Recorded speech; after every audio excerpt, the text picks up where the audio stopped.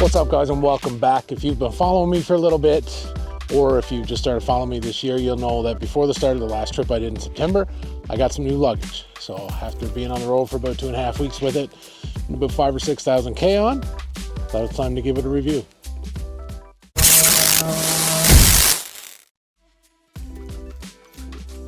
Also, before I get into this, disclaimer, this year, as you guys probably already know, I joined the Lone Rider team as an ambassador, so I paid absolutely nothing for these bags. Whether or not you think that affects my opinion of them is totally up to you. I can assure you it doesn't. They are a brand that I was interested in for a very long time.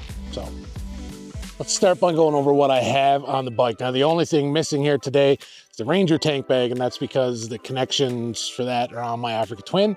I have another set of those coming, but it wasn't here as of the making of this video. So we'll go over the panniers and the top bag today. So here's the setup.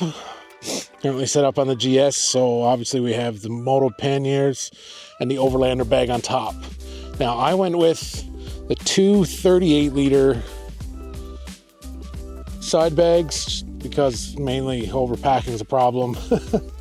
The more weight I think you can keep down a little better.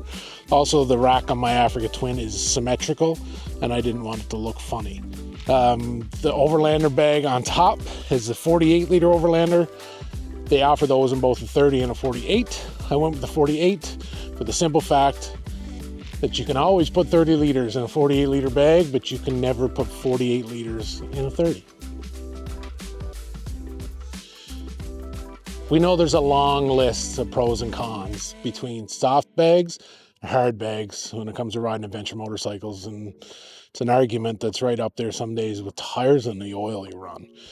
These things, I think, are a great compromise. These have the advantages still of the soft bag, protecting your ankles and legs. Plus, you get the benefits of easy packing and a little additional, maybe slightly easier security than a lot of the soft bags that are out there. So let's look at it. So the semi-rigid idea, I think, is super smart, because even these bags, despite the fact that they're pretty well empty right now, they hold the shape. Packing has been a breeze. Lockability, I didn't bring the padlocks with me, but super simple on top here. These pieces slide together, padlock goes through, you're done. Whether or not that's going to keep somebody out of your bag, it's tough to say. Lock will only stop an honest thief, in my opinion.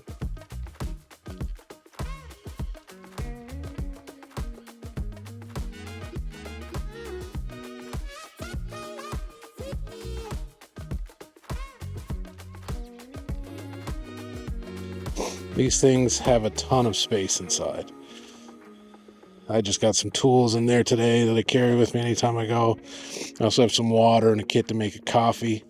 They also come, both of the side bags, with this inner liner dry bag that you can keep your stuff in to ensure it's fully waterproof. I actually didn't use them on my last trip on both sides. I just used them on the one side where my clothes were. The rest I had in separate little dry bags as far as my camp kitchen and stuff went. So, but these are top quality dry bags right here. Also got these 6-liter moto bags on the front of each pannier. These are where I keep things like my tire repair kits, tool kits. I'll add a couple of more for next season, but those are places where I keep things that I want easily accessible enough, but I don't want them to take up space in a pannier. The Overlander bag on top, again, super convenient because it also has the plastic inside that holds its shape. It's got this handy little beaver tail option on top, which I love. Another one of my favorite features is this valve right here. So after you pack it, squeeze it down, close it shut, and it holds all the air out.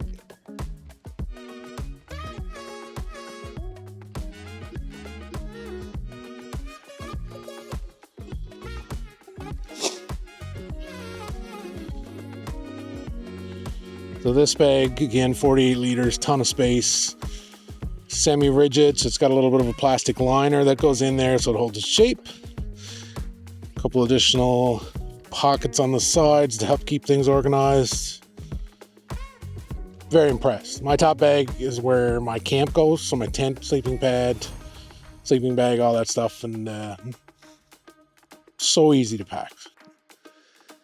These bags also come with a nice, easy, quick disconnect system. So when you get to your hotel or camp or wherever you're staying for the night, it's super easy to just use the key and pop them off. I'd show you guys, but I actually forgot the key today. So now that I'm home and I have the bags off of the bike and I actually have the key this time, thought I'd show you guys what the quick release system looks like on the back of these Lone Rider moto bags. So as you can see, here's the plate. And that's what you mount the moto bag to. And this thing is fully adjustable. These hooks here for the sides can be moved all around the back of the plate to fit any bike. They have a list on their website of the racks that they don't fit, but there's not very many on there. And these things can even come with a spacer. If you have the stock like BMW racks and you have the one where the rack goes in over the exhaust, they have a spacer to fit that. And you can see right here, if you're gonna put it on the bike, these two hooks sit over the bottom of your luggage, of your pannier rack, sorry. These two here, space these so that the sides of your pannier racks fit right there. And then the locking mechanism, so it goes down over the top. As soon as I move the tag, simply close it, lock it, and you're done. The top rolls down just like any other dry bag. I'm just gonna roll it down, squeeze the air out. You do connect this clip underneath. And you have your two clips on top.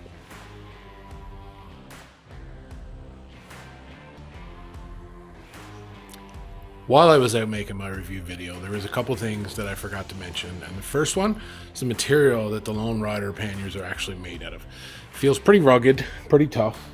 Luckily enough, I didn't have an opportunity to actually test them and see how they do in a drop or a slide.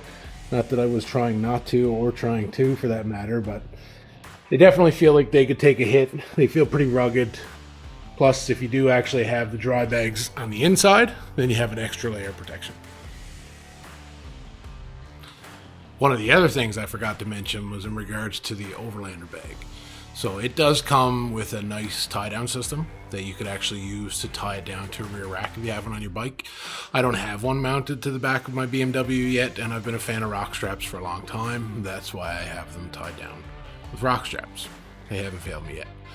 They also come, the Overlander bag also comes with backpack straps mounted in underneath if you leave them on. So if you have stuff on there that you don't want to leave with the bike at any point in time, you can very quickly take that bag off, throw it over your shoulder, one strap it or two strap it. Are you two strapping?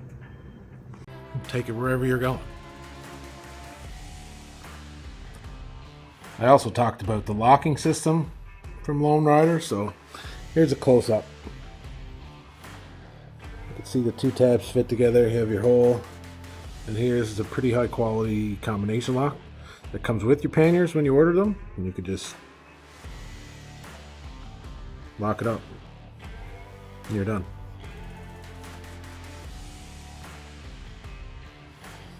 I will do a separate review video on the Ranger tank bag specifically, just because it's not mounted to my BMW, so I'll rearrange the garage a bit. I have my Africa Twin out in forefront, and I'll include the bag, what I carry in the bag, and why it works so well for me. So stay tuned for that one. Yeah, so that's my new Lone Rider setup in a nutshell. As I've already said, I'm a big fan. Love the semi-rigid idea. I think that gives me personally the pros that I was looking for in a hard luggage setup without having to go to a hard luggage setup.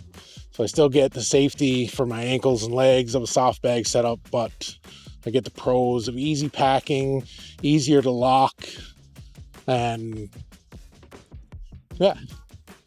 These bags, I think, are a great option for somebody that wants something a little more like hard luggage, doesn't like some of the cons that come with soft luggage, and I think they should be a little more popular in my opinion. Don't know why more people haven't chosen them. They're not the cheapest luggage setup out there, that I fully understand, but they are a quality made piece of kit, in my opinion, and I think they're worth it. Thanks for watching today's video. As always, if you guys have any questions or anything you want to know about the Lone Rider bags, throw them in the comments down below, and I'll always get back to you. Feel free to message me on Instagram or Facebook or anywhere else about them too. And as always, ride safe. We'll see you on the trail.